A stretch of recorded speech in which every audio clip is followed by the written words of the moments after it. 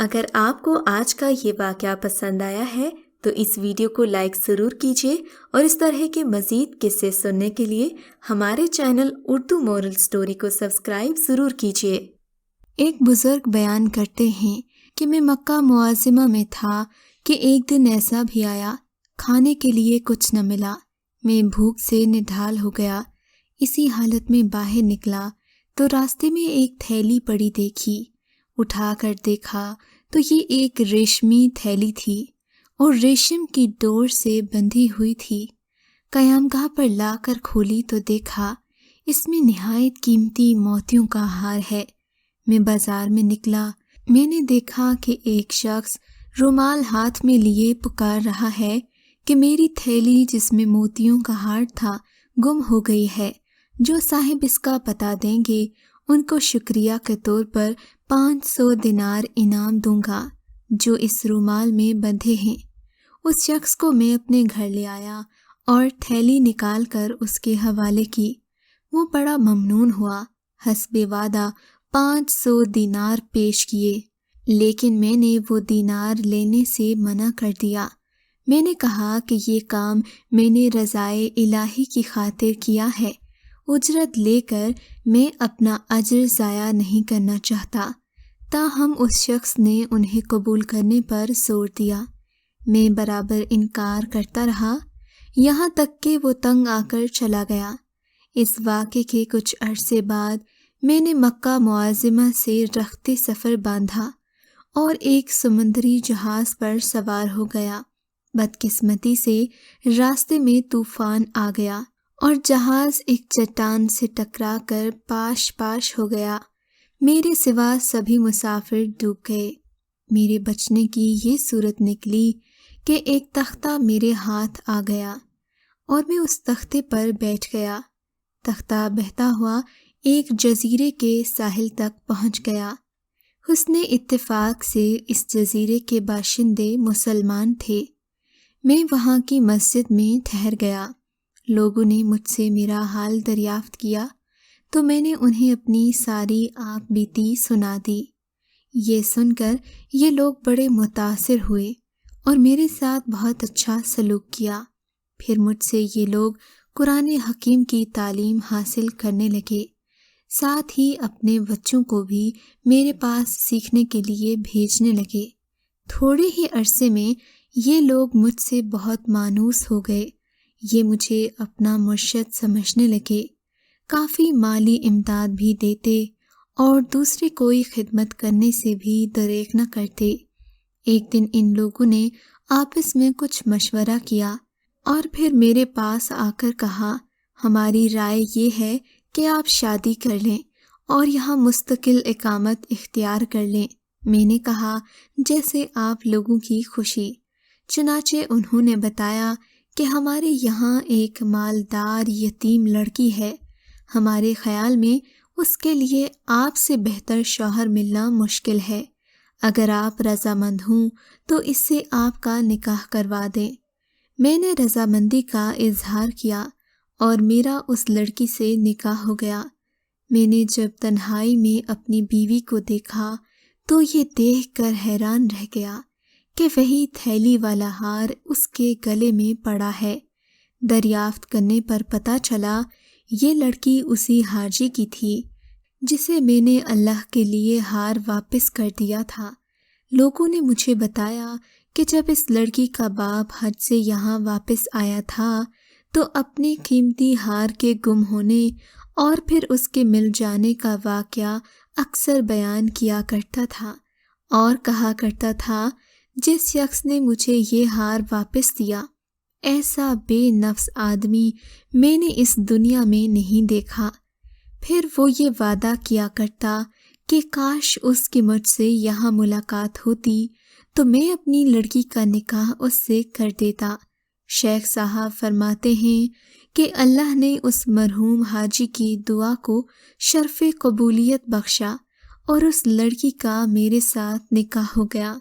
اس بیوی سے اللہ نے مجھے اولاد بھی عطا فرمائی اور اپنے والد کی تمام جائیداد کی وہ تنہا وارث تھی، چنانچہ وہ قضائے الہی سے فوت ہو گئی اور اس ہار اور دوسری جائیداد کے وارث میرے بچے ہوئے۔ خدا کی قدرت یہ ہے کہ بچے بھی کچھ عرصے کے بعد انتقال کر گئے، اور پھر اس ہار اور جائیداد کا مالک میں بنا۔ اس ہار کو میں نے 1,00,000 دینار میں فروخت کیا، اور پھر اللہ نے اس رقم میں اتنی برکت دی کہ میرے پاس مال و دولت کا کوئی حساب ہی نہ رہا۔ حاصل کلام یہ ہے کہ نیکی کا بدلہ ہمیشہ اچھا ہی ہے، اور برائی کا بدلہ ہمیشہ برا ہی ملتا ہے، جیسے کہ اس واقعے میں دیانت کا بدلہ کیسا عظیم ملا۔ اللہ نے اس دنیا میں دکھا دیا کہ جو دیانت دار ہوگا اللہ اس کی غیب سے مدد فرمائے گا۔ ایمانداری کے حوالے سے ایک اور واقعہ ملاحظہ فرمائیے۔ ایک سیٹھ کے یہاں 3 ملازم کام کیا کرتے تھے۔ یہ تینوں رئیس کے خاص ملازم تھے۔ ویسے تو ان کے ہاں اور بھی ملازم تھے، مگر وہ ان تینوں پر بہت بھروسہ کرتا تھا۔ تینوں آپس میں گہرے دوست بھی تھے۔ ایک دن رئیس نے ان تینوں کو بلایا اور کہا، میں کسی کام سے شہر جا رہا ہوں، مگر جانے سے پہلے تمام ذمہ داریاں تم لوگوں کو سونپ دینا چاہتا ہوں۔ دیکھو، تم تینوں سب سے محنتی اور قابل اعتبار ہو۔ میری غیر موجودگی میں تمام معاملات کی نگرانی کرنا۔ تینوں نے وعدہ کیا کہ اس کی غیر موجودگی میں اپنے فرائض انجام دیں گے۔ رئیس صاحب چلے گئے۔ دوسرے ملازموں کی طرح یہ بھی اپنے کاموں میں لگ گئے۔ ایک دن ایک ملازم کسی کام سے تہہ خانے میں گیا تو اندرونی جانب سے گزرتے ہوئے اس کی نظر ایک دروازے پر پڑی جس پر بہت بڑا تالا لگا ہوا تھا۔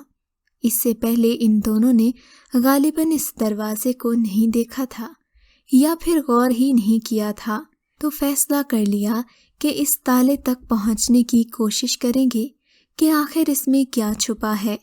کام نپٹانے کے بعد 2 ملازم پہنچے، مگر تالے کو کھولنا ممکن نہیں تھا، کیونکہ وہ صرف اپنی چابی کے سوا کسی اور چابی سے نہیں کھلتا تھا۔ مگر ان لوگوں نے ٹھان لی کہ یہ دروازہ کھول کر رہیں گے۔ دروازے کو توڑنا بھی ناممکن تھا، کیونکہ دروازہ خاصا بڑا تھا، لہٰذا انہوں نے کسی بھی طرح اس تالے کی چابی بنوائی اور اگلے دن اپنے تیسرے دوست کو بھی اس بات سے آگاہ کیا، مگر تیسرے ساتھی کو یہ بات پسند نہ آئی۔ اس نے ان دونوں کو بھی منع کیا کہ ایسا کرنا ٹھیک نہیں ہے۔ خیر، ان لوگوں نے جب تالا کھولا تو وہاں سونے کی اینٹیں رکھی ہوئی تھیں۔ دونوں نے ایک ایک اینٹ اٹھانے کا فیصلہ کیا۔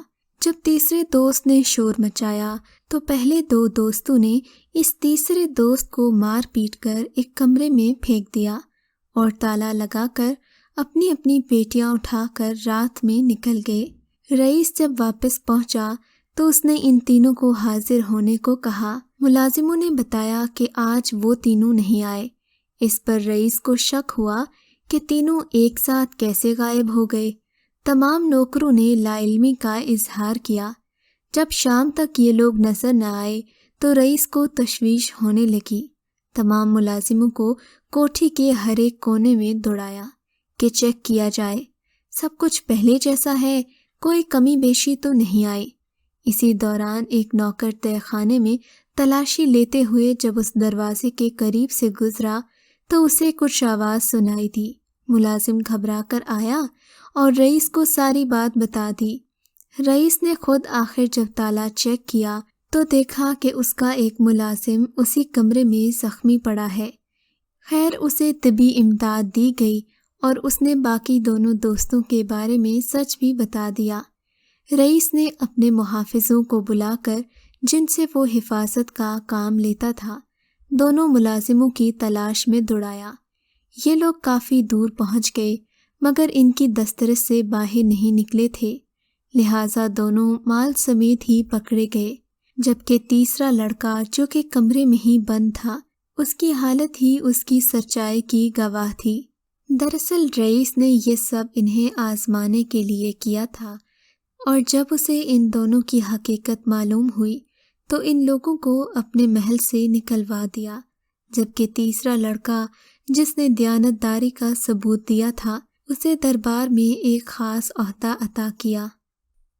اگر آپ کو آج کا یہ واقعہ پسند آیا ہے تو اس ویڈیو کو لائک ضرور کیجیے اور اس طرح کے مزید قصے سننے کے لیے ہمارے چینل اردو مورل سٹوری کو سبسکرائب ضرور کیجیے۔